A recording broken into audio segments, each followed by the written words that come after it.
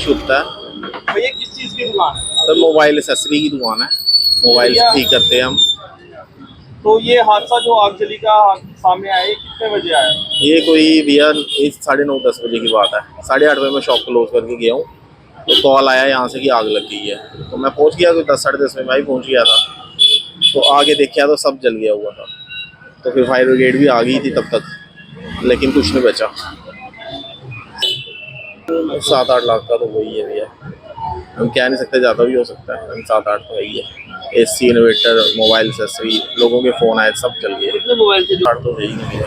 कितनी कीमत होगी उन सभी की? जो मोबाइल की कल 3-4 लाख तो होगी। आजकल एक छोटा मोबाइल भी ले जाओ 10-12 हज़ार का था।